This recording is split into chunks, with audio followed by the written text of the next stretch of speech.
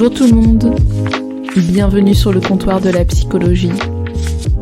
Je suis toujours en compagnie de Lara et donc vous allez écouter la deuxième partie de cet épisode sur le cadre.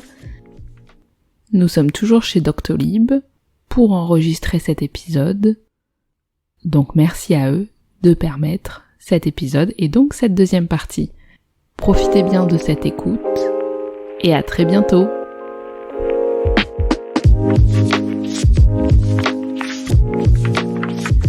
C'est comme la question aussi de l'argent qui est souvent questionnée aussi dans les thérapies, c'est-à-dire combien ça coûte le soin psychique, combien on donne, qu'est-ce qu'on laisse à la fin de la séance. Et du même ordre, je pense que c'est pas qu'une question d'un matériel neutre et objectif, c'est très chargé symboliquement la question de l'argent. Et d'une personne à une autre, ça ne va pas vouloir du tout signifier la même chose de laisser ce chèque, ce billet en fin de consultation. Oui, je pense à une patiente qui m'a dit qu'elle m'appréciait. Enfin, c'était très joli la façon dont elle me considérait. Et elle, en rentrant très vite, elle avait déjà préparé son chèque. Elle rentrait, elle le posait sur mon bureau et elle allait s'asseoir et dit « Bon, ça, on n'en parle plus. On fait comme si ça n'existait pas entre nous. » Et c'est quelque chose que je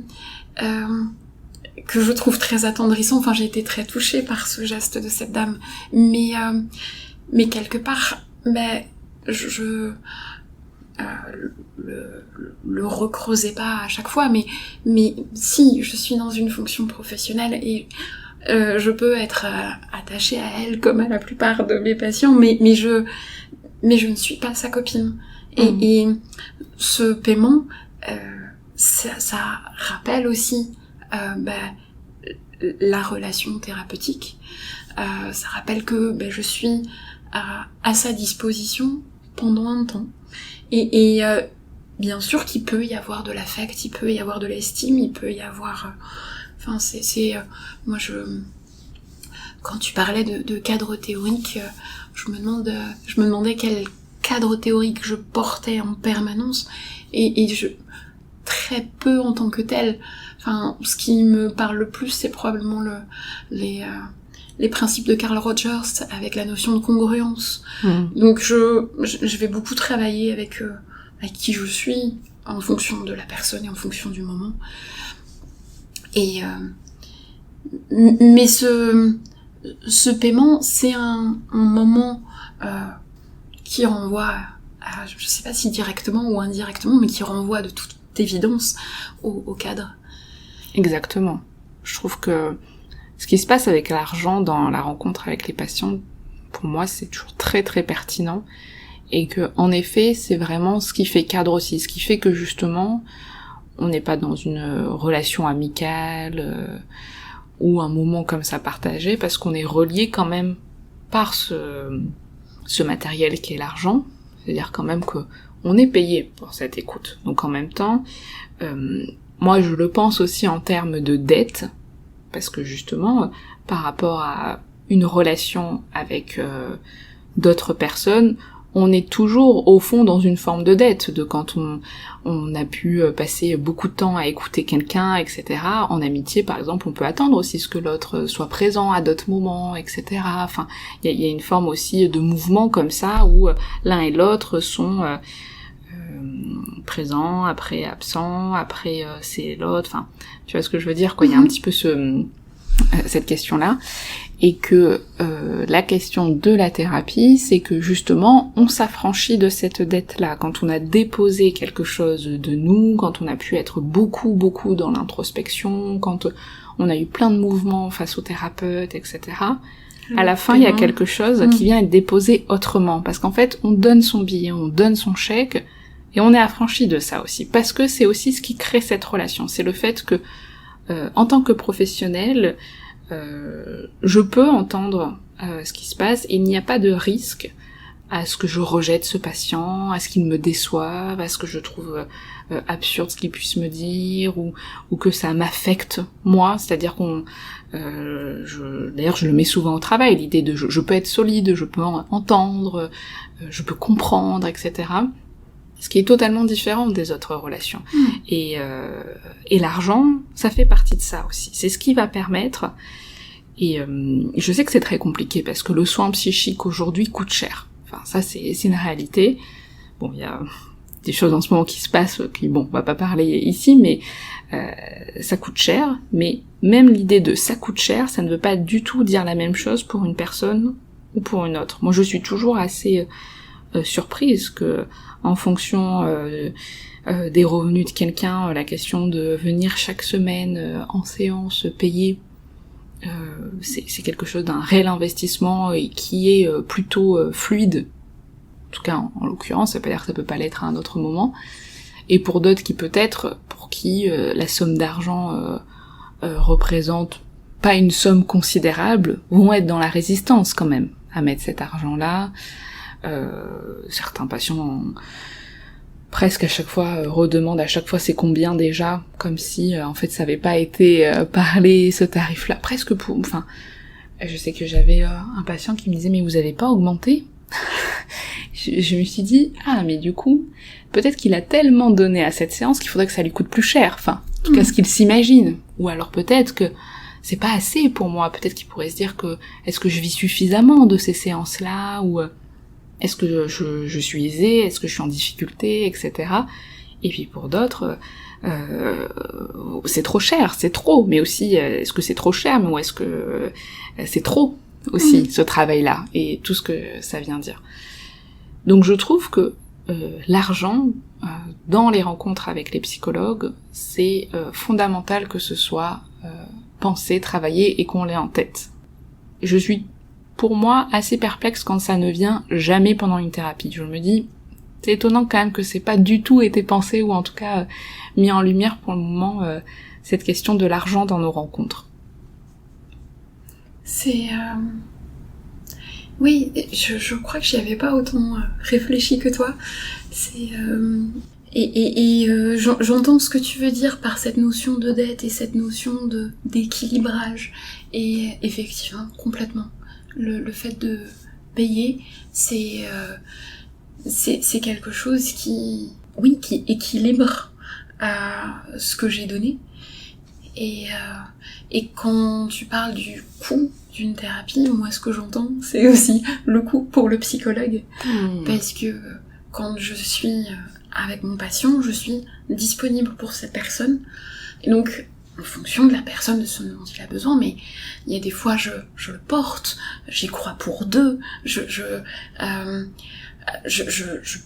pousse, je porte, c'est quelque chose que je fais avec plaisir, mais le soir, je suis fatiguée.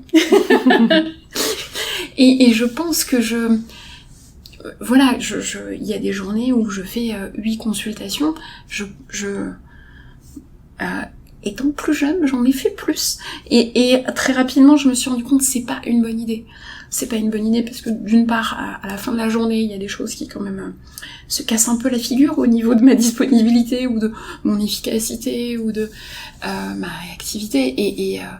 Et d'autre part, enfin, je pense qu'à un moment donné, c'est pas respectueux ni de la personne ni de moi, et que ce coût de la thérapie, parce que ça coûte cher. J'ai envie de dire, on donne beaucoup. ça, je sais pas si c'est immodeste de dire ça comme ça, mais j'ai besoin de cette somme par rapport à ce que je dépose. Enfin, par rapport à ce que je fournis, ce que j'investis, ce que je... Et je pense que c'est... juste.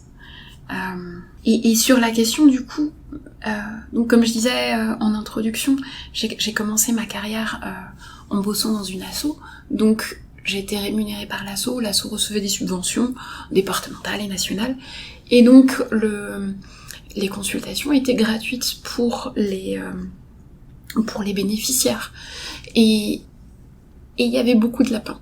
Enfin, je veux dire, on a tous et toutes des lapins, mais là j'avais l'impression que une personne sur 3 ne venait pas.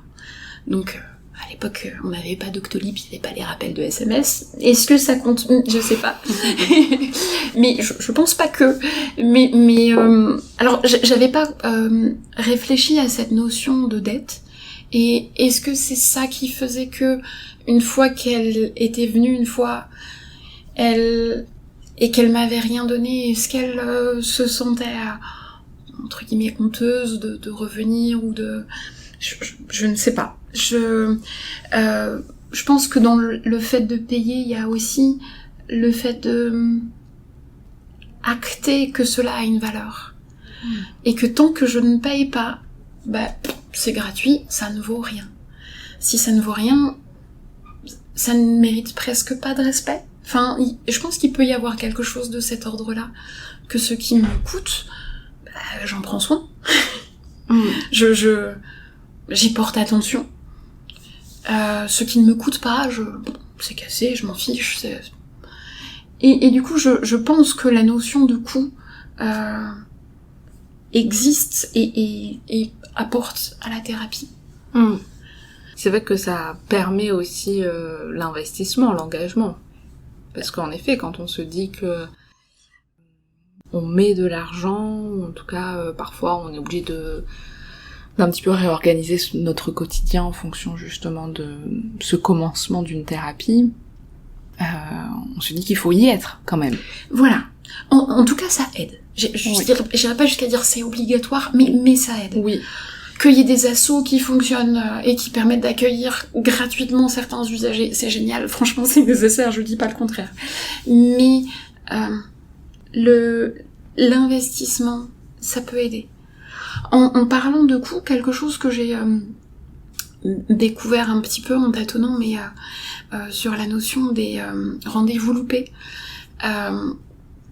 c'est donner une participation autre que financière, notamment avec les ados ou avec des patients que je connais bien qui ont zappé une séance en toute bonne foi et qui m'appellent en disant désolée.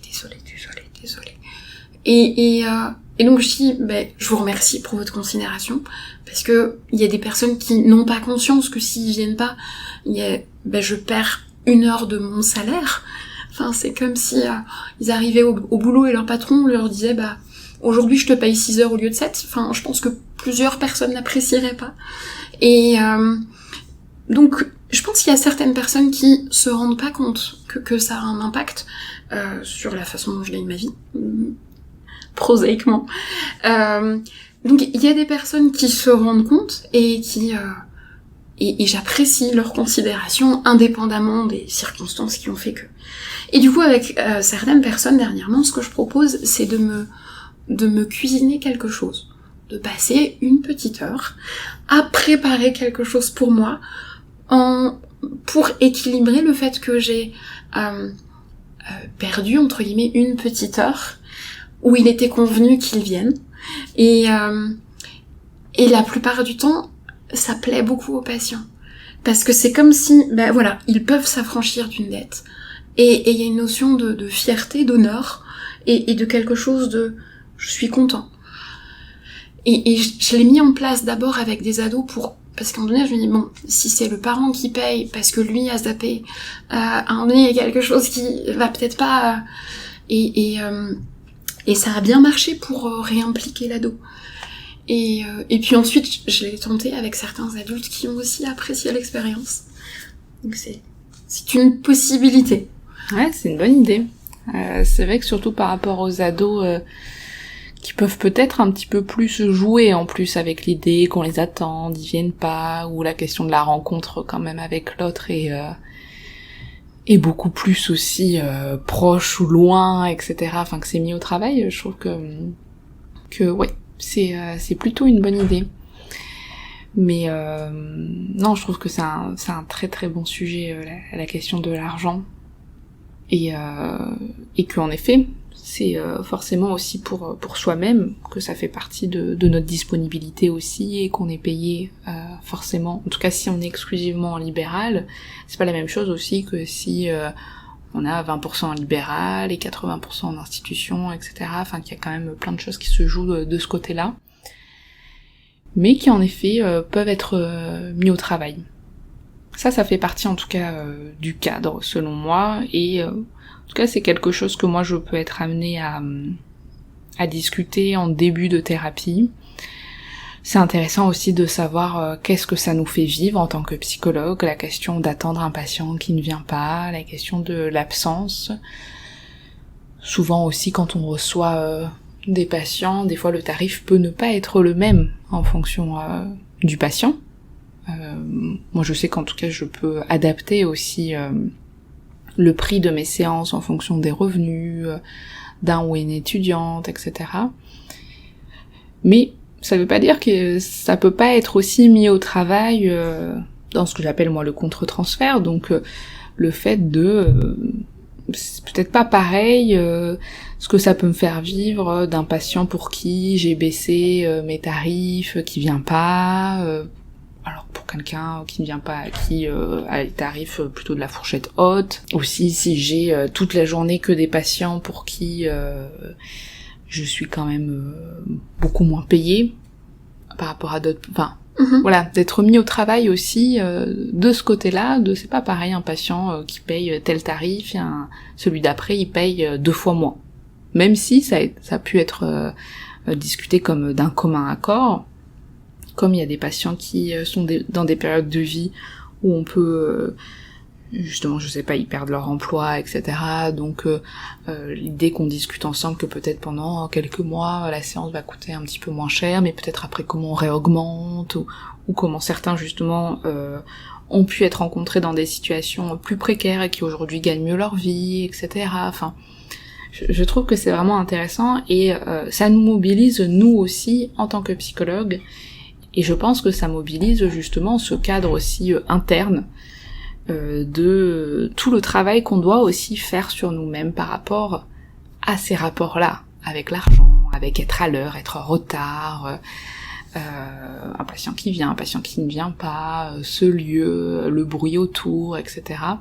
Et je trouve que ça vient dire aussi tout le besoin, selon moi, que les psychologues ont, c'est-à-dire d'avoir des temps pour penser, pour analyser notre fonction, pour travailler sur nous-mêmes, pour s'observer, aller en formation, faire un travail nous aussi thérapeutique, pour que ça continue à créer cette bordure, cette structure de notre travail. Oui, moi je pense que c'est super important d'avoir du temps, d'une manière ou d'une autre, que ce soit pour se faire papouiller, pour aller au spa, pour méditer tout simplement. Moi je suis devenue un petit peu addict au tricot. Enfin le fait de me concentrer sur une tâche manuelle simplissime et répétitive. Et en même temps tu tricotes. Et à la fin, avoir un joli pull. Et donc, il y a le côté fier d'avoir quelque chose de physique, parce que je passe quand même mon temps à produire des choses qui ne se voient pas. Et donc, le fait d'être un petit peu plus dans le corps et dans la matière, ça m'apporte. Et puis, le fait d'être concentré sur... tu piques à gauche de la maille, tu enroules le fil par au-dessus, tu piques à gauche de la maille, tu enroules le fil par au-dessus, c'est aussi un moment où je vais pouvoir me remettre à la masse, me reposer, enfin c'est me recharger, et je pense que c'est ça et le sommeil. J'avoue que je me suis rendu compte que quand je travaille, j'ai besoin de plus dormir que quand je suis en vacances. Alors qu'en vacances, j'ai plus de temps pour dormir, mais j'ai moins besoin. Enfin, hormis les premiers jours où je rattrape un petit peu. Mais c'est... oui, c'est quelque chose de... Je pense que c'est très très important de prendre soin de soi. Enfin, avec tout ce qu'on donne, on est obligé de se recharger, sinon ça peut pas durer. C'est notre disponibilité en tout cas. Psychique, oui, d'y être vraiment aussi. Mais oui, c'est une question d'équilibre, d'écosystème. Ce qui sort doit rentrer. Enfin, sinon la source va se tarir. Je pense que En plus, je travaille sur la problématique de burn-out et du coup, de temps en temps, je réfléchis à mais Lara, est-ce que tu pourrais pas risquer de Donc, il y a cette notion qui je pense est présente, mais oui, c'est fondamental de s'écouter et de se recharger en fonction de qui on est, comme on en a besoin. Est-ce que c'est par la musique, par le tricot, par le sport, mais je pense que c'est essentiel. Bien, un grand merci Lara. Eh ben, un grand merci. C'était passionnant. Et vraiment, je sais pas si tu t'es sentie bien aussi dans l'idée de parler tout ça, parce qu'encore une fois, c'est pas un exercice si simple que ça. C'était un grand plaisir. Mais vraiment, grand merci, puisque c'était super. Donc je te dis à bientôt. Et j'espère. Salut. Salut. Et voilà. Ces 2 épisodes sont donc maintenant terminés. Je vous remercie pour votre attention. J'espère que ça vous a plu. N'hésitez pas à nous faire des retours, soit via les avis qui sont possibles de mettre sur iTunes, mais aussi en m'envoyant un mail. Tout est en barre de description. Vous pouvez aussi me contacter via Instagram. Et dites-moi si d'autres sujets similaires pourraient vous plaire, peut-être d'autres invités ou des approfondissements, peut-être sur par exemple la question de l'argent que je trouve très pertinente. Je remercie encore une fois Lara de s'être prêtée à ce jeu. Je remercie Doctolib de nous avoir accueillis et de permettre cet épisode.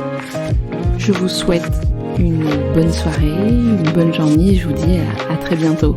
Salut!